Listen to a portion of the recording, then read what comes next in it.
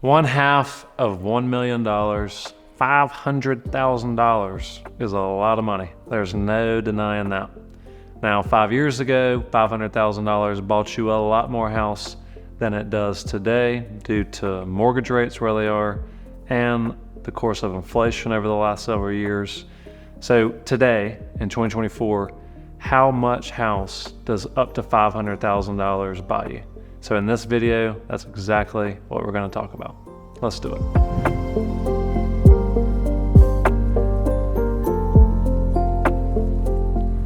As always, my friends, my name is Will Sawyer, your friend in real estate here in the Upstate of South Carolina, and it's our goal with this channel that we are your #1 resource for all the things that you need to know about your relocation to the Upstate of South Carolina. And it's our goal that we provide you the most valuable, the most practical, and the most relevant information in regards to everything that you need to know about our awesome area. And if you like this information, please do me a favor, like the video, subscribe to the channel, but most importantly, visit our website at willsawyerrealtor.com where you can find information about different communities around Greenville, and you can have a curated home search set just for you right there from the website. And over the course of this video, that $400,000 to $500,000 price point is going to provide you here in Greenville a lot of options.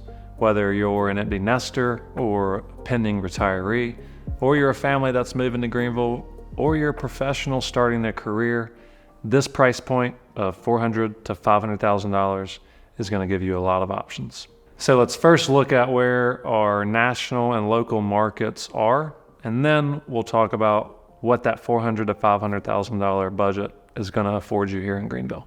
So back in 2021 and part of 2022, when rates were as low as less than 3% and as high as, say, 4%, borrowers could borrow money over the course of 30 years at essentially the rate of inflation. So if you think about that from a practical standpoint, that means that you're borrowing money for free over the course of 30 years. Well, now that interest rate environment is a little bit different, considering that rates are hovering around 7%, starting to trend towards 6%. And earlier this year, they got as high as 8%. So it's more expensive to own a house just because of where home prices are, but it's almost 100%, and in some cases with property taxes and insurance, excluding rates altogether, it's over 100% more expensive per month to own the same exact house today as it was 3 years ago. So this new and emerging real estate market has caused buyers to become way more picky than they were, say, 3 years ago, when they could just settle for a house, pay whatever price they wanted to or had to because they were borrowing money for so cheap. And the Fed has kept rates as high as they have for so long because a lot of economic indicators have not been that bad and inflation's been high.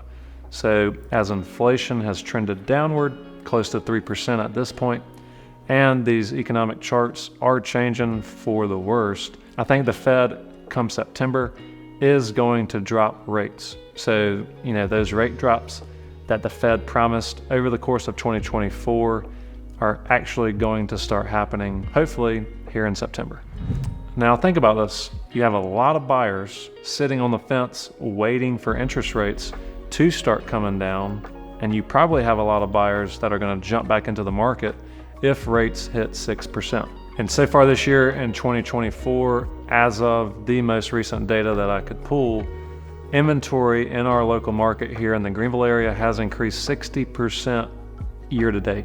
So it's, in my opinion, if rates come down to, say, 6%, high fives, maybe 6.25%, what you're going to start seeing is a lot of those buyers jumping back into the buyer pool, but you're also going to have a lot more homeowners who are locked in at 5%.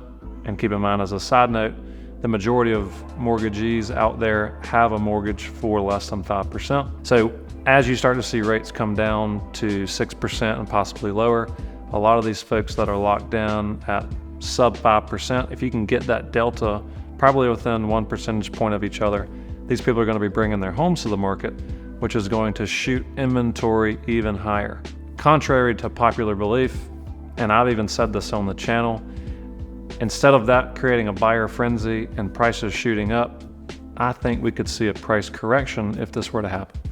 So I'm not saying that prices are going to plummet. I'm not saying prices are going to crash. All I'm saying is that we're going to have a lot more competition on the listing side relatively to a small uptick in the buyer pool. And I think we're going to start seeing much more price corrections. And I think you're going to see a lot more buyers getting much more advantageous terms on purchase agreements. So I say all of that to say, where does this leave my $400,000 to $500,000 buyers here in Greenville? So if you're focused on the city of Greenville, your inventory is not going to be as high under $500,000. Now, you can go on the outskirts of downtown like Augusta Road or Overbrook or parts of Lawrence Road, and you can find a 1,200 to 1,600 square foot ranch for possibly under $500,000. And these communities are going to provide walkability, convenience to downtown, and convenience to a lot of amenities that a lot of folks want to have access to. But the trade-off with that is that you're going to have a smaller and an older house. Now, if you go outside of the city and into the county, so let's say the east side of town, for example, right? So that's going to be Pelham Road corridor, Brushy Creek Road corridor, Taylor's, and the lower part of Greer. You're going to be able to find a much larger home, possibly a newer house for under $500,000. Same thing with Simpsonville and Malden. If you go out into these suburbs, you're going to be able to find a 1,800 to 3,000 square foot home in some cases for under $500,000. The house is going to be newer. It's probably going to be brick or at least hardboard siding. You're going to have a bigger lot, and you're still going to have really convenient access to a lot of amenities in each of those respective towns. And to top it off, you're only going to be 20 to 25 minutes away from downtown Greenville itself.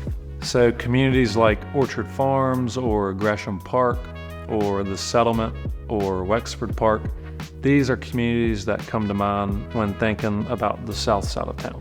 Now, if you're more so interested in the northern part of the county, so say Travelers Rest or Taylor's or Greer in that Lake Robinson area, communities that come to mind are O'Neill Village, Blue Ridge Plantation, Carillion there in Travelers Rest. Those communities are gonna afford you newer homes, probably in that 1,800 to 2,400 square foot range, and they're still gonna come under $500,000, right there around $500,000. And you're gonna have access to Wade Hampton Boulevard, to downtown Travelers Rest, and you're only gonna be, same thing with Malden and Simpsonville, 20 minutes to downtown Greenville.